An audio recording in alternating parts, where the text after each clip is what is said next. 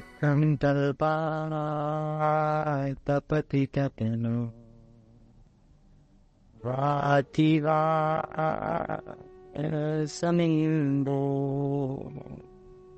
વનિરુધકુએ ધરણિરુધ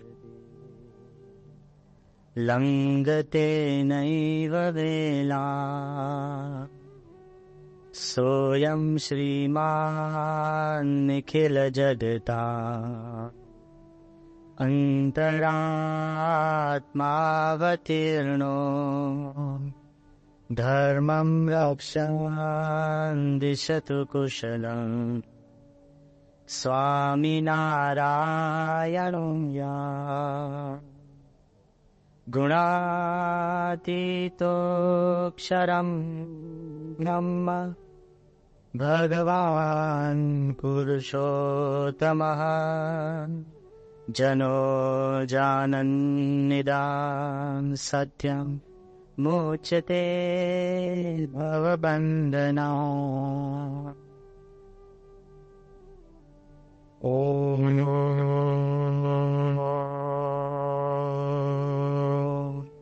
હરિ ઓમ દ્યોઃ શાંતિરંતરિક્ષગું શાંતિ પૃથ્વી શાંતિરાપઃ શાંતિરોષધયઃ શાંતિઃ વનસ્પતયઃ શાંતિર્વિશ્વે દેવાઃ શાંતિર્બ્રહ્મ શાંતિઃ સર્વગુણ શાંતિઃ શાંતિરેવ શાંતિઃ સામા શાંતિરેધિ. ઓમ ભદ્રં કર્ણેભિઃ શૃણુયામ દેવાઃ ભદ્રં કર્ણેભિઃ પશ્યેમાક્ષભિર્યજત્રાઃ સ્થિરૈરંગે સ્તુષ્ટવા સસ્તનૂભિર્વ્યશેમ દેવહિतं યદાયુઃ. સ્વસ્તિ ન ઇન્દ્રો વૃદ્ધશ્રવાઃ સ્વસ્તિ ન પૂષા વિશ્વવેદાઃ સ્વસ્તિ નસ્તાર્ક્ષ્યો અરિષ્ટનેમિ સ્વસ્તિ નો બૃહસ્પતિર્દધાતુ. ઓમ પૂર્ણમદઃ પૂર્ણમિદં પૂર્ણાત પૂર્ણમુદચ્યતે પૂર્ણસ્ય પૂર્ણમાદાય પૂર્ણમેવાવશિષ્યતે. ઓમ શાંતિઃ શાંતિઃ શાંતિઃ. ઓમ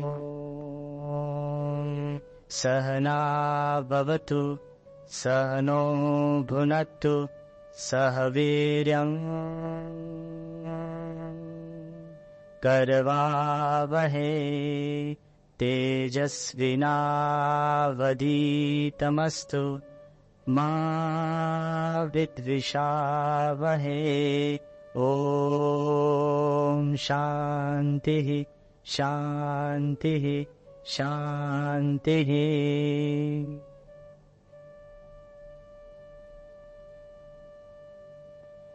પવિત્ર શ્રાવણ માસ દરમિયાન શુક્લ એકાદશીના દિવસે કઠોપનિષદ ની પારાયણનું આયોજન કરવામાં આવ્યું છે. સામાન્ય રીતે આપણે સૌ હિન્દુ ભાઈઓ છે અને સૌ કોઈ જે હરિભક્તો અહીંયા આગળ જે સભામાં બિરાજમાન છે એના દિલમાં એક ભાવના છે કે આપણા ધર્મમાં જે કંઈ જ્ઞાન પડેલું છે એમાંથી અંશ પણ આપણા જીવનમાં જો ઉતરે તો જીવન સાર્થક થઈ જાય છે. પણ પ્રશ્ન ક્યાં છે? We all belong to Hinduism. Do we really believe in Hinduism? કે આપણે સૌ એક ધર્મના કહેવાય છે, પણ અંતઃકરણથી એ ધર્મને અપનાવો ને માનવો ને એ વાત કંઈક જુદી છે. 1999 સાલની અંદર અમે સૌ આફ્રિકા હતા, નાયરોબી મંદિરની પ્રતિષ્ઠા વખતે. ત્યારે ઉત્સવ દરમિયાન એક સામાન્ય કાળિયો માણસ, ટેલિફોન રિપેરમેન, એ આપણા મંદિરનો એક ટેલિફોન રિપેર કરવા આવ્યો. અને એની જોડે વાત કરતા મને ખબર પડી કે ચુસ્ત મુસ્લિમ, એક સામાન્ય ટેલિફોન રિપેર કરવા આવતો માણસ જે કેફથી એની સુરા બોલતો હતો ને, તે વખતે મને વિચાર આવ્યો કે આ જ કેફથી આપણા શાસ્ત્રના શ્લોક હિન્દુઓ બોલી શકે ખરા? અ સિમ્પલ મેન અને સામાન્ય ધંધો, પણ જે કેફથી પોતાના ધર્મના જ્ઞાનને પચાવીને વાત કરતો હતો, ત્યારે પ્રશ્ન થાય. અને એવી જ રીતે જ્યારે 1991 સાલમાં અમે સંતો અમેરિકા હતા અને આપણા જે હિન્દુ છોકરાઓને અમે સંતોએ પ્રશ્ન પૂછ્યો કે do you read the Gita, તો અમને શું કે સ્વામી, is it a monthly or a weekly? એને ખબર જ નથી કે ગીતા આપણા શાસ્ત્રનો બહુ જ મોટો એક પાયારૂપ ગ્રંથ છે. એના મનમાં એમ કે કોઈ વીકલી મેગેઝિન હશે, કોઈ મંથલી મેગેઝિન હશે. ક્યાં એક હિન્દુ છોકરો અને ક્યાં એક સામાન્ય મુસલમાન કાર્યકર. જો આપણને જ્યાં સુધી આપણા ધર્મનો અને આપણા શાસ્ત્રનો કેફ નથી ને, ત્યાં સુધી લોહીની અંદરથી બુંદ બુંદ બોલશે નહીં. We must learn to admire, adore and understand. એકનું ખાનું એડોરેશન હશે ને સમજૂતી નહીં હોય ને તો ટકશે નહીં. રોજ પૂજા કરજો, પણ એક વ્યક્તિ એક વાર આવીને એક પ્રશ્ન પૂછશે ને, સંપૂર્ણ માન્યતા ભાંગી જશે. કોઈકને ખાલી એટલું જ પૂછવાનું કે મૂર્તિમાં ભગવાન હોય એટલે આપણે મૂંઝાઈ જઈએ. અરે 8000 વર્ષથી મૂર્તિનું પૂજન થતું હોય અને લોકોના સંકલ્પ પૂરા કરતા હોય, અને એક જણ ખાલી એક કાંકરો નાખે અને આપણી શ્રદ્ધા ગુમ થઈ જાય, તો કમનસીબી આપણા શાસ્ત્રની નથી, પણ કમનસીબી આપણી પોતાની છે. વિચાર કરજો કે આપણા શાસ્ત્રની જે મજા છે ને, કંઈક જુદી છે. સામાન્ય રીતે હિન્દુ ધર્મના શાસ્ત્રનું નામ દઈએ તો રામાયણ, મહાભારત, ગીતા, વચનામૃત પાયાના શાસ્ત્રો છે. પણ એ સૌ કરતા આદિમાં આદિ જો કોઈ પણ શાસ્ત્ર હોય, એવું કહેવાય છે કે the oldest scripture of mankind, ન કેવળ હિન્દુ ધર્મ પણ સમગ્ર માનવ જાતનું પુરાતનમાં પુરાતન કોઈ પણ શાસ્ત્ર હોય તો વેદ છે. વેદને અપૌરુષેય કીધા છે કે કોઈ પુરુષે રચ્યા નથી. ભગવાનની વાણી ઋષિ મુનિઓએ સાંભળી એટલે શ્રુતિ, જે એને યાદ રહ્યું એટલે સ્મૃતિ. માણસ મૂંઝાઈ જાય કે આ શ્રુતિ સ્મૃતિ શું છે? જે ઋષિ મુનિઓએ ભગવાનની વાણી સાંભળી એટલે લોકોએ શ્રુતિ, શ્રુત ઉપરથી શબ્દ, અને જે એને યાદ રાખ્યું અને વાત કરી એટલે સ્મૃતિ. શ્રુતિ અને સ્મૃતિની અંદર જે વેદની વાણી અંદર આપણને પ્રાપ્ત થઈ, એ વેદ બહુ જબરજસ્ત છે. પણ કોઈ કે અમને પ્રશ્ન પૂછ્યો કે સ્વામી, એવું હોય કે કોઈ માણસે ન રચ્યું એને શાસ્ત્ર બને? થઈ ગયો ને પ્રશ્ન તરત આપણને. આપણે કહીએ છીએ કે વેદ કોઈ પુરુષોએ નથી બનાવ્યો, પણ બાઇબલ કો, ઓલ્ડ ટેસ્ટમેન્ટ કો, મોઝીસ કો, કે પછી કુરાન કો, તો મોહમ્મદ, પણ કોઈ પણ એવું દુનિયામાં શાસ્ત્ર હોય કે મનુષ્યએ ન રચ્યું હોય? એની સામે એક જ જવાબ છે, યાદ રાખજો, કે આ જે વેદની અંદર જે વાક્યો અને સિદ્ધાંતો છે ને, એ સનાતન સત્ય છે, કહેતા કે ઇટર્નલ લોઝ છે. ઇટર્નલ લોઝ માણસ શોધે અને શોધાય એવું નથી. ગ્રેવિટીનો નિયમ છે, ગુરુત્વાકર્ષણનો, કોને શોધ્યો? Isaac newton. તો શું આઇઝેક ન્યૂટને ગ્રેવિટીનો લો બનાવ્યો? એ નતો ને. એના જન્મ પહેલા હજારો વર્ષ પહેલા પણ ગ્રેવિટી હતું જ. અને કદાચ આપણે બધા ભેગા થઈને એમ માનશું કે ગ્રેવિટી, ગુરુત્વાકર્ષણ જેવું કઈ છે જ નહીં, તો પણ ગુરુત્વાકર્ષણ રહેશે ને રહેશે. તો ગુરુત્વાકર્ષણ બનાવ્યું કોને? ઇટર્નલ. સમજાઈશ? એમ વેદના જે વાણી છે, વેદના જે સિદ્ધાંતો છે, એ સનાતન છે, નથી કોઈ પુરુષે શોધ્યા, પણ ઋષિઓએ સાંભળ્યા અને ઋષિઓ યાદ રાખ્યા અને પછી આપણને આપ્યા. પણ પ્રશ્ન ક્યાં છે? 4 વેદ છે, ઋગ્વેદ, યજુર્વેદ, અથર્વવેદ અને સામવેદ. પરીક્ષા નથી લેતો, ઘણા ફેલ થશે. કે 4 વેદ છે, એ વેદ છે એટલા બધા જાયન્ટ છે ને, એમાંથી કોઈ પણ વસ્તુ ડિસ્ટિલ કરવું ને બહુ અઘરું છે. અત્યારે સામાન્ય વાત કરું કે વેદ વ્યાસે વેદ લખ્યા નથી, પણ એને કમ્પાઇલ કર્યા. એટલું બધું વૈદિક જ્ઞાન હતું, એને 4 ગ્રંથની અંદર કમ્પાઇલ કર્યા અને આપણને 4 ગ્રંથ આપ્યા. કેના જેવું અઘરું કામ છે કે પેલું વસ્તી ગણતરી કરવા નીકળે ને, બધી માહિતી ખોટી હોય છે. બધા કમિશનરો બેઠા છે અહીંયા આગળ 4-5. વસ્તી ગણતરીની અંદર મને ખબર છે કે તમે પૂછવા જાઓ ને, સત્સંગની વસ્તી ગણતરીની અંદરની વાત કરું છું, બહારની તો પછી કહું છું. એક ભાઈની પાસે અમે ગયા, અમે કીધું કે કાકા બહુ જૂના સત્સંગી, બાપ દાદાના સત્સંગી. આપણે કીધું કાકા ઉંમર એ કે લખો ને 70. મેં કેમ લખો ને 70? એટલે એ 75 લખો. લે 2 મિનિટમાં 5 વર્ષ વધી ગયા. અને મેં કહ્યું દીકરા એ કે 2-3 છે ને 2 બીજે 12 છે. લે આવી રીતના માહિતી પદ્ધતિસર આપવાની વાત છે. તો તમે સેન્સસ કરવા જયારે નીકળે ને માણસ, તો સેન્સસની અંદર પણ માહિતી ભેગી કરવી ને બહુ અઘરી છે. વર્ગીકરણ કરવું ને એ જ માથા ભારે છે. અત્યારે જે દુનિયામાં એક ખેલ ચાલે છે ને, ધ હ્યુમન જીનોમ કરીને, કે આ જે મનુષ્ય શરીર છે એનો જે ડીએનએ, આરએનએ, એના જેનેટિક કોડ છે, એ જેનેટિક કોડનું આખું મેપિંગ થઈ જાય ને, પછી એવો એક રોગ નહીં રહે કે જેને મનુષ્ય દૂર નહીં કરી શકે. અત્યારે તો શરદી જેવો એક રોગ છે ને, એ પણ દૂર નથી કરી શકતા. આ બધા ડોક્ટર બેઠા છે, એવું કહેવાય છે 50 જુદા પ્રકારના વાયરસ છે. બરાબર ભાસ્કરભાઈ? અને શરદી માટે એવું કહેવાય છે અંગ્રેજીમાં, if you get a cold, તો તમે if you treat a cold it take 7 days. તમે દવા કરો તો 7 દિવસમાં મટે. અને if you don't treat it it goes અવે ઇન અ વીક. અને તમે કાંઈ દવા ન કરો તો અઠવાડિયામાં જતું રહે. હરખું થયું ને? આ બધા ડોક્ટરો બેઠા છે. એક દર્દી ડોક્ટર પાસે જઈને કહે છે, ડોક્ટર મને શરદી થઈ છે બહુ. ડોક્ટર કે એક કામ કર, શિયાળાની સવારની ઠંડીમાં 2 ઠંડા પાણીની બાલટી હોય ને, રોજ માથે સવારે નાખશે. પેલો કે પણ ડોક્ટર એનાથી તો નિમોનિયા થશે. હા, એ કે નિમોનિયાની દવા છે પણ શરદીની નથી. એને રોગ કરાવીને ડોક્ટર મટાડે. આપણે કોઈનું કંઈ વગોતા નથી, પણ પ્રશ્ન કેવો હોય છે કે શરદી જેવીની દવા આપણે એને ફાંફા મારતા હોય છે. જ્યારે હ્યુમન જીનોમનું મેપિંગ થઈ જશે ને, ત્યારે એવું કહે છે કે એક રોગ એવો નહીં રહે કે તમે એને દૂર નહીં કરી શકો. વર્ગીકરણ, શોધખોળ નથી થતી, ખાલી વર્ગીકરણ ચાલે છે. એમ જ્યારે વેદનું વર્ગીકરણ કરીને વ્યાસ મુનિએ 4 વેદો આપણને આપ્યા, જબરજસ્ત મહેનત કહેવાય. અને એ વેદનું ક્રીમમાંથી ક્રીમ તમે કહો તો ઉપનિષદ છે.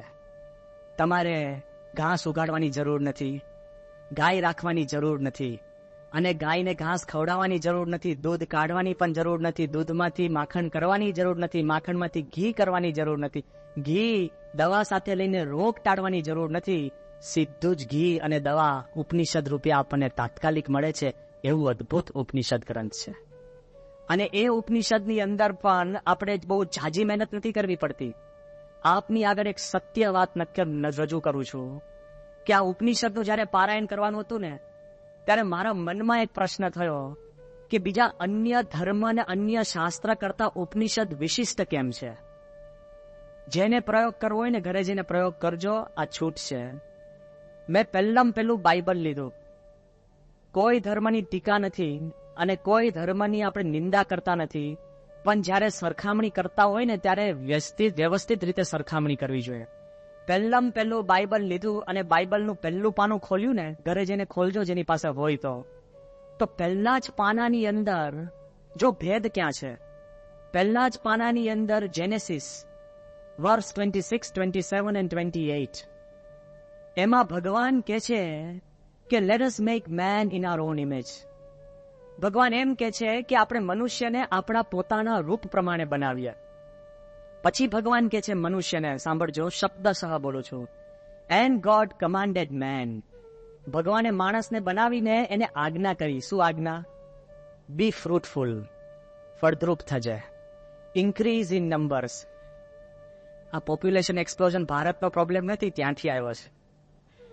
ફર્સ્ટ વાક્ય છે કે be fruitful, increase in numbers. પછી કે છે subdue the earth and rule over it. તું પૃથ્વીની ઉપર રાજ મેળવ અને પૃથ્વીની ઉપર શાસન કર. Subdue the earth. પછી વાક્ય લખે છે કે man you should rule over the fish in the water, over the birds in the sky, over the livestock on this earth and over every green plant and herb found on this earth. શું કહે છે?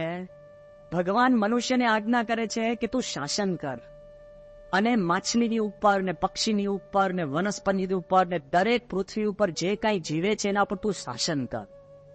જો એ ધર્મની અંદર એક ભેદરેખા બહુ સ્પષ્ટ છે. કઈ ભેદરેખા? The ruler and the ruled. શાસક અને શાસિત. ખબર પડી? ભેદરેખા છે.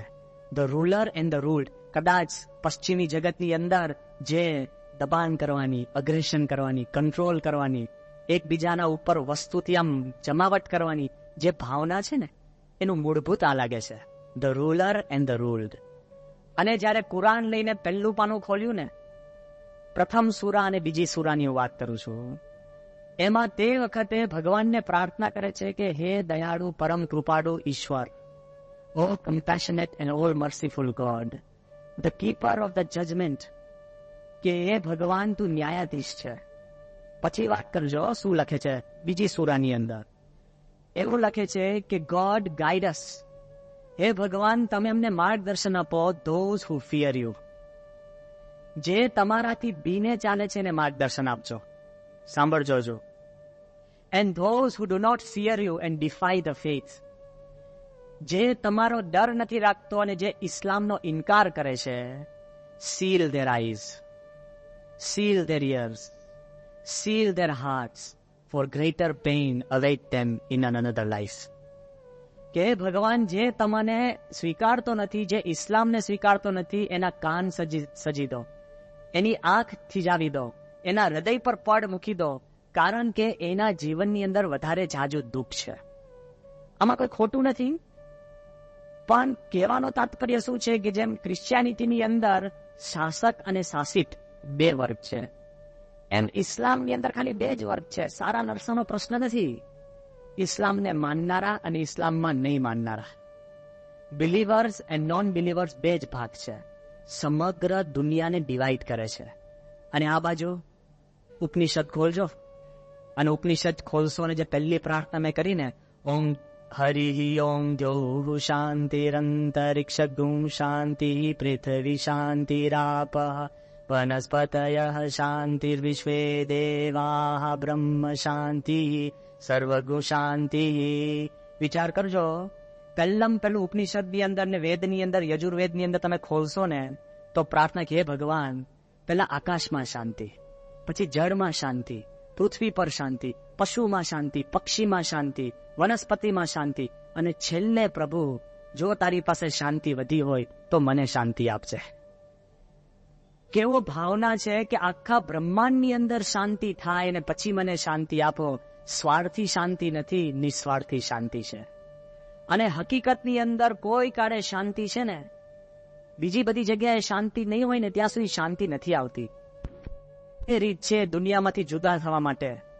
એક પશ્ચિમી જગતની મેં તમને વાત કરી ને કે તમે જુદા કેવી રીતના તરી આવો ખબર છે? By being different. પરદેશમાં કેવું હોય, જુદા કપડાં પહેરો ને, જુદી ચાલ, જુદી વાણી, જુદા વાળ, જુદી બોલી. જેમ તમે જુદા કપડાં ને જુદી વાણી, જુદી ગાડી, જેમ જુદું કરશો ને એમ માણસની મહત્તા વધારે છે. અને ભારતમાં યુનિફિકેશન.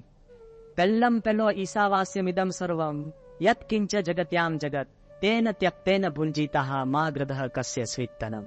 પહેલો ઈશોપનિષદનો શ્લોક છે કે હે ભગવાન, આ દુનિયામાં જ્યાં હું નજર નાખું ને ત્યાં તું છે.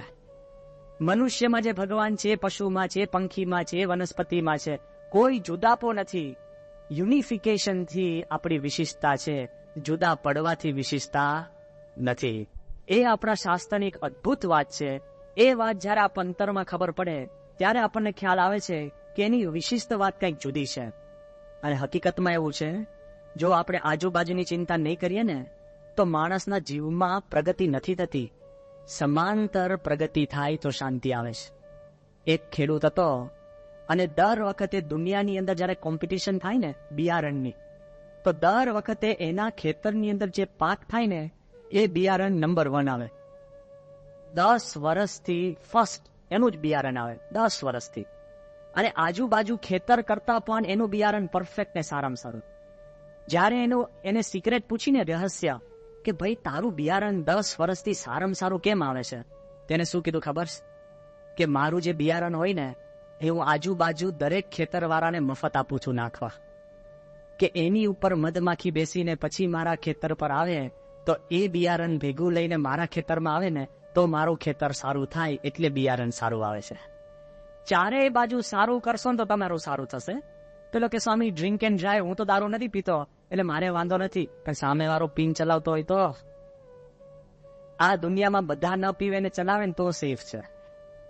હા, એ કઈ ચલાવતો ને તમારા ઘરમાં આગ ના લાગે પણ બાજુવાળાના ઘરમાં લાગે તો એટલે હવે ઘરે જઈને ચિંતા નહીં કરતા કે બાજુવાળાનો ગેસ ચાલુ છે કે બંધ છે. પાછા આ તો ઊંઘ ના આવે, ટેન્શન થઈ જાય એવું છે. પણ આ દુનિયાની પરિસ્થિતિ કેવી છે કે ચારે બાજુ તમે શાંતિ હશે તો શાંતિ મળશે. આ કોન્સેપ્ટ થોડોક વિચિત્ર લાગે એવો છે આપણને, વૈદિક કોન્સેપ્ટ છે પણ કોન્સેપ્ટ સમજાયો નથી. તમને લાગે કે સ્વામી બધે જ શાંતિ હોય પછી મારા ઘરમાં શાંતિ આવે, ઊંધું ના હોવું જોઈએ.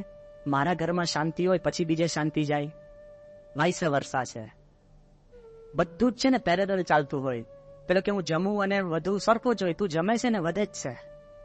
પેલો કે શું અને સ્વપ્ન, તો સુવે તો જ સ્વપ્ન આવે. ઘણા શૂરવીર હોય જાગ્રતમાં સ્વપ્ન અવસ્થામાં રહી શકતા હોય, અખંડ વિકેરિયસ લિવિંગ હોય ને, કોઈ દિવસ ભૂમિમાં આવી ન શકતા હોય. પણ અમુક વસ્તુ પેરેલલ ચાલતું હોય. આ બાજુ ચારે બાજુ શાંતિની વાત કેમ કરી છે? મૂર્ખામણી નથી. જ્યારે આપણે પરદેશ ફરીએ ને તો લોકો આપણને પૂછે કે એમ ઝાડનું પૂજન કરો, પાણીનું પૂજન કરો, તમે ત્યાં ગંગાની આરતી ઉતારો અને આકાશની અંદર શાંતિ કઈ આપણને ભેજામાં બેસે છે? પણ જેમ જેમ વિજ્ઞાન ઊંડું ઉતરે છે ને એમ વિજ્ઞાન છે ને સ્વીકારવા માંડ્યું છે, ભાઈ બધાની જરૂર છે.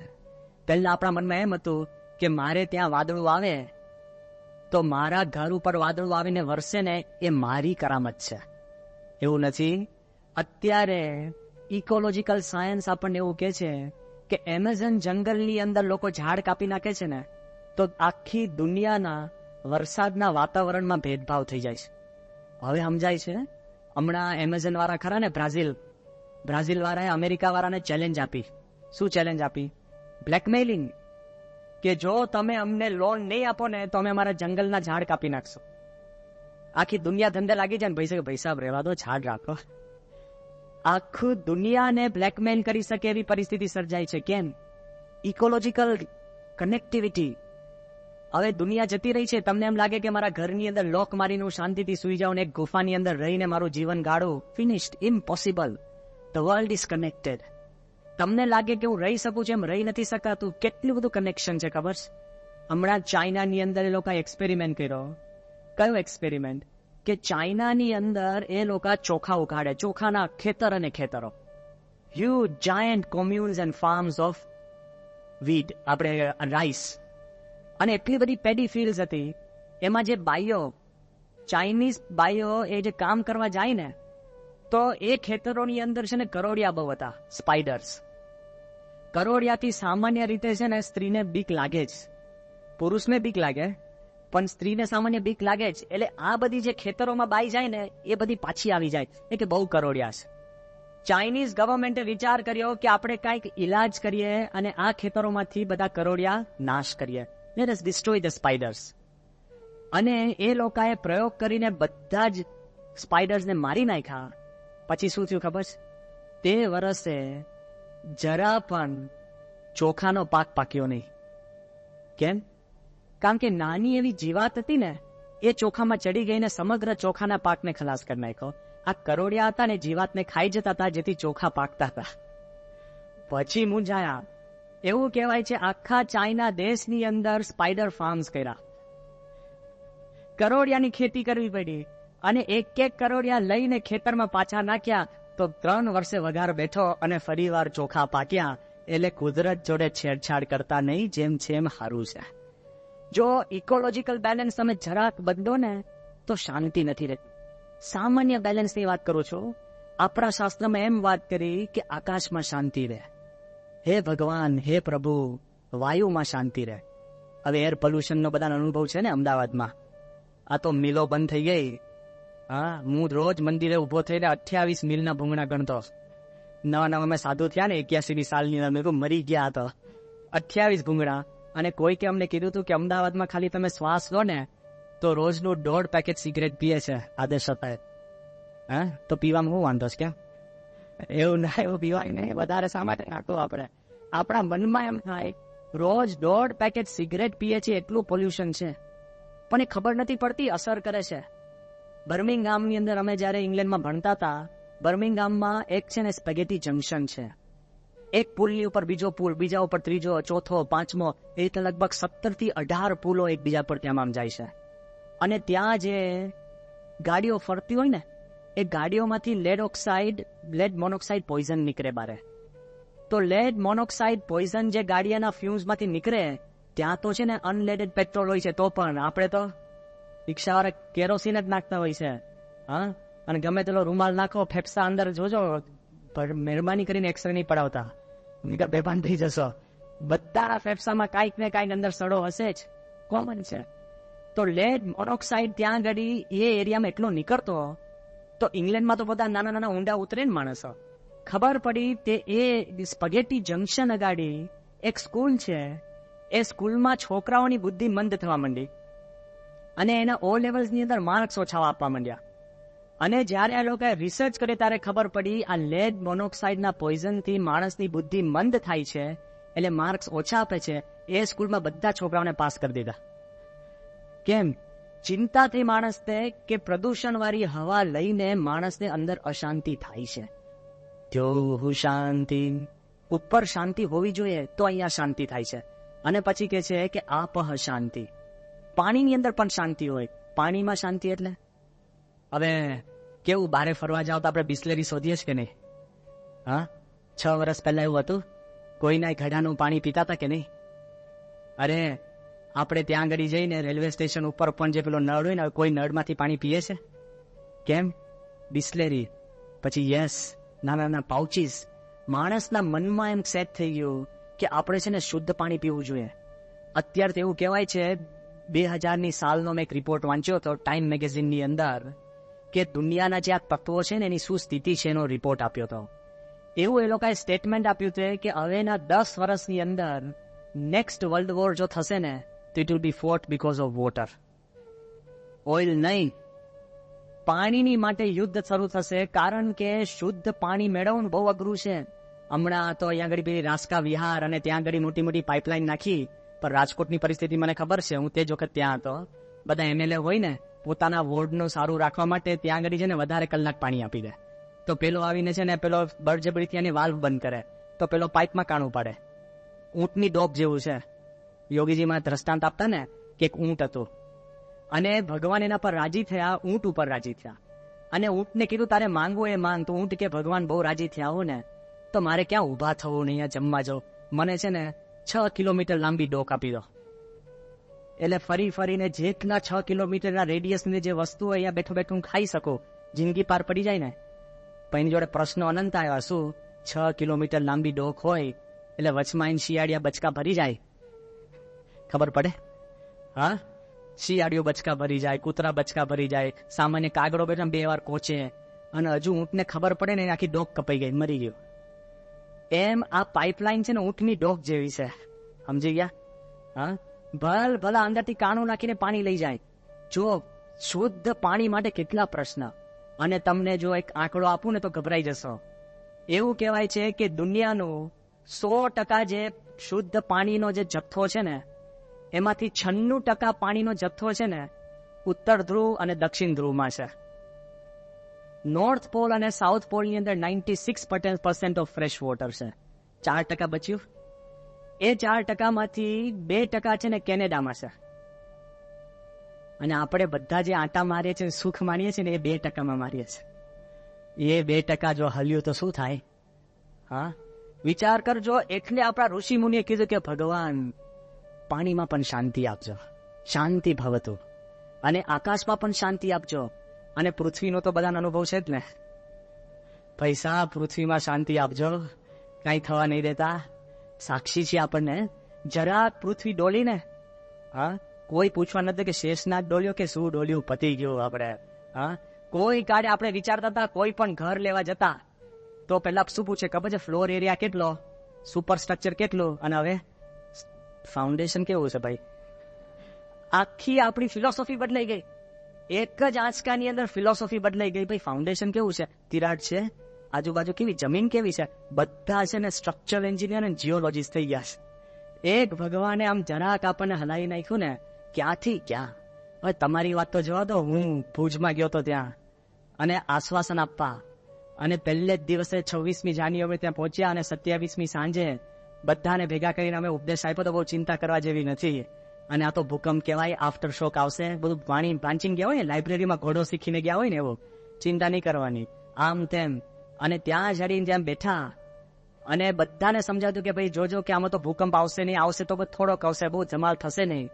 અને સવારના 4 વાગે જે ભૂકંપ આવ્યો 6.2 રિક્ટર, હું આમ ભાગ્યો, પેલો આમ ભાગ્યો, અમે 4 જણા અથડાયા. જે ભાગદોડ થયું ગાતર્યું પાછળ, મારો ઘૂંટણ અંદર લેવાઈ ગયો. અને પહેલું કામ મેં નક્કી કર્યું કે કોણ કયા દરવાજામાંથી ભાગીએ ને એ નક્કી કરો. 60 સંતો ક્યાં ભાગ્યે, એકબીજાના માથા તોડે એવું હતું, અંધારું તોડે જેવું હતું. આ તો તમને લાગે છે, પણ હકીકત કહું છું, જરાક હલે ને આપણને ક્યાંથી ખબર પડવાની કેટલા રિક્ટર ને શું સ્કેલ હતો. એટલે રોજ રાતે સુઈ જવું ને, એટલે એક નાની બોટલ રાખી હતી, બિસ્લેરીની પાણીની બોટલ, એમાં મિનિસ્કસ માપ્યો હતો. એક ટોર્ચ રાખવાની, જેવી પૃથ્વી હલે ને એટલે તમારે ટોર્ચ ચાલુ કરવાની. ને એમાં મેં જાતે પેલા નહીં ઉપર નાના નાના પોઈન્ટ્સ મૂક્યા હતા. પાણી અહીંયા સુધી કૂદે ને તો 5 રિક્ટર, એનાથી વધારે કૂદે ને તો 6 રિક્ટર, એનાથી વધારે કૂદે ને તો ભાગો. આ પરિસ્થિતિ હતી. અત્યારે કેવું સહેલું છે, પણ પૃથ્વી શાંતિ રાપહ, પૃથ્વી પણ શાંતિ રહેવી જોઈએ ને, તો શાંતિ છે. આપણું જે વેદ ઉપનિષદની જે વાત છે ને, બહુ અદભુત વાત છે. અને વ્યવસ્થિત જ્યારે આપણે જળ, પૃથ્વી, આકાશ, ચારેય બાજુ જ્યારે આપણે શાંતિ સ્વીકારશું ને, તો જ જીવનમાં શાંતિ આવશે. એ આપણા શાસ્ત્ર ઋષિમુનિએ વાત કરી છે. અને વિશાળતા તો જુઓ, સમગ્ર દુનિયા માટેનું આ જ્ઞાન છે. આ જ્ઞાન કોઈ કે ખાલી હિન્દુ ધર્મ માટે નથી.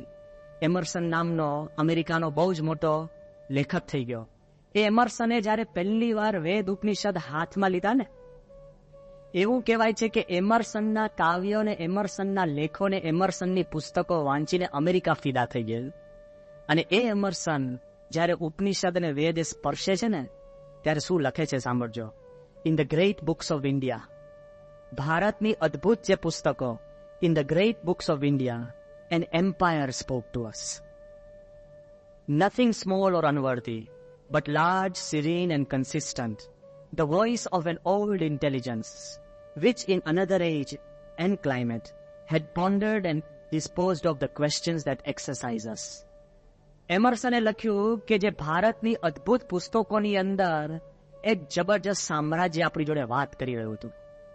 એ એમર્સન એવું લખે છે કે સામાન્ય નહીં, નાનું નહીં, પણ વિશાળ, શાંત અને કહેવાય છે સાતત્ય ધરાવતું એવું જ્ઞાન હતું.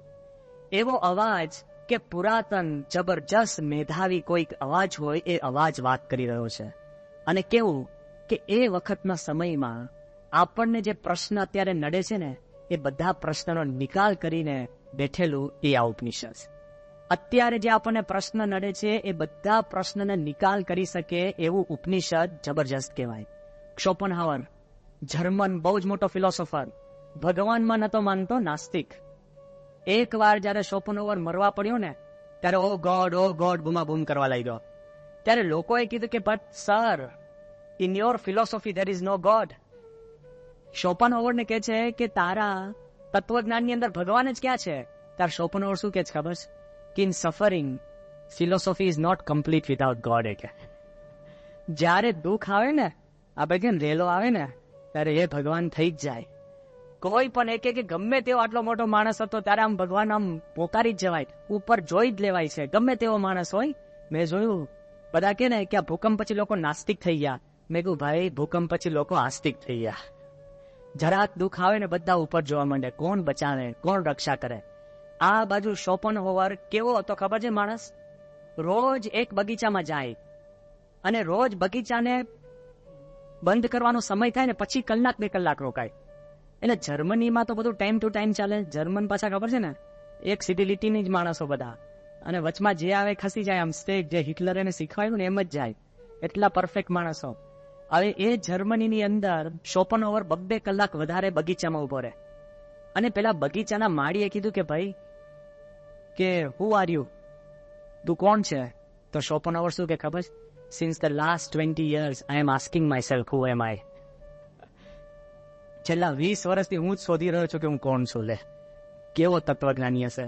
ભેજામારી થાય એની જોડે. એ શોપનહોવર નાસ્તિક. એ શોપનહોવર પોતાની શોધખોળ માટે 20 વર્ષથી મથતો હતો. એ શોપનહોવરે જયારે ઉપનિષદ વાંચ્યા ને, શું કે ખબર છે? કે the Upanishad have been the solace of my life and shall be the solace of my death. એ કે ઉપનિષદ છે કે મારા જીવનનો સહારો છે, અને મારા મરણનો પણ સહારો ઉપનિષદ જ રહેશે. વિચાર તો કરો, નથી હિન્દુ માણસ પણ જિંદગીના અંત સુધી ઉપનિષદને વફાદાર રહેવા તૈયાર હોય, તો આપણે હિન્દુ તરીકે કેવી કેફ હોવો જોઈએ. આપણા મનમાં એક તમન્ના હોવી જોઈએ કે આપણા શાસ્ત્રો છે કંઈક જુદા છે અને ઊંડા છે. તો પહેલો પ્રશ્ન આપણને એ હતો કે આપણા શાસ્ત્ર પાસે એવી શક્તિ છે કે દુનિયાના તમામ માણસો, તમામ જીવ, તમામ વસ્તુ અને વ્યક્તિને અસર કરી શકે.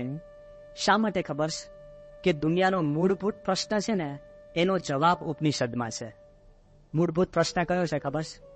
તો વેદો કે છે કે મૂળ આપણો માણસનો સ્વભાવ છે આનંદ લક્ષણ આત્મા.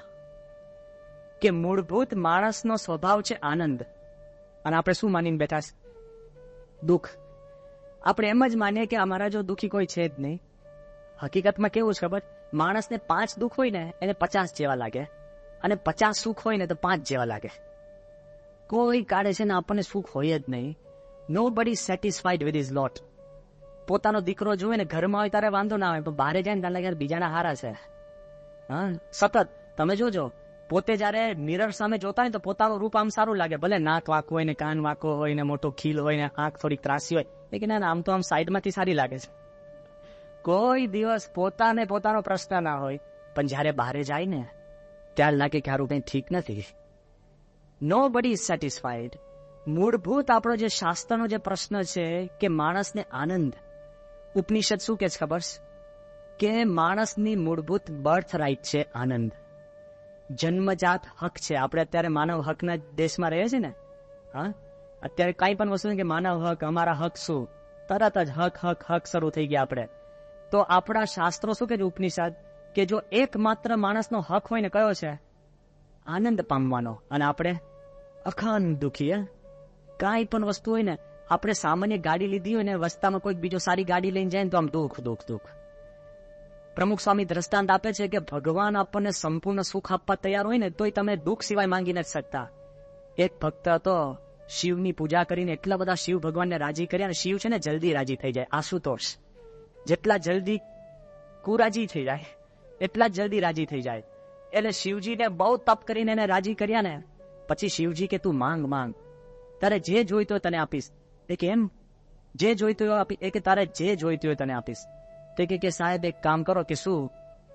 એ કે હું થોડું વિચારી લઉં. એ કે ના, તું વિચારજે, પણ એક શરત, વન કન્ડિશન, તું જે માંગીશ ને હું તને આપીશ, પણ તારા બાજુવાળા પાડોશીને એનાથી ડબલ આપીશ. હવે સુખ રહે?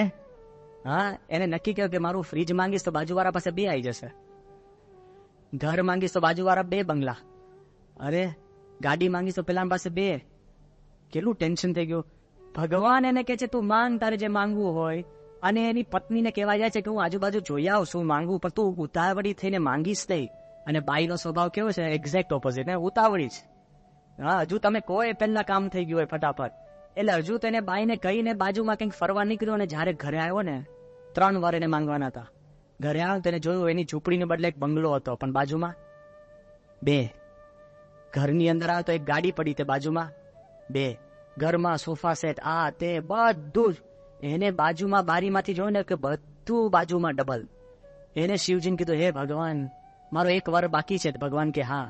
એ કે તમે જો ખરેખર રાજી થયા હોય ને, એ કે રાજી છું. એ કે ખરેખર રાજી થયા હોય તો મારો 1 હાથ જાય. તો બાજુવાળાને 2 જતા રહ્યા. જો ભગવાન તમે રાજી થયા તો એક આંખ જાય તો બાજુમાં, અને જો ભગવાન તમે બહુ રાજી થયા તો મારો એક પગ જાય તો બાજુવાળો. ન લેવા દેવા, બાજુવાળાના 2 હાથ ગયા, 2 પગ ગયા, 2 આંખ ગઈ. અને પેલાને બંગલો હતો તો 1 હાથ, 1 આંખ ને 1 પગ શું લેશે? જો ભગવાને સુખ માંગવાનું પણ કીધું ને તો શું માંગ્યું? દુઃખ. આપણે એમ માનીએ છીએ કે આપણો મૂળભૂત હક કયો છે ખબર છે? દુઃખ પેદા કરવાનો. અને હકીકતની અંદર આપણો મૂળભૂત હક છે એ સુખ પેદા કરવાનો છે. એ ઉપનિષદ બતાડે છે. પૂરી કથા સાંભળવા માટે ડિસ્ક્રિપ્શનમાં આપેલી લિંક પર ક્લિક કરો અથવા શ્રવણમાલા ચેનલમાં જુઓ. આવી વધુ કથાઓ સાંભળવા માટે શ્રવણમાલા ચેનલને સબસ્ક્રાઇબ કરો.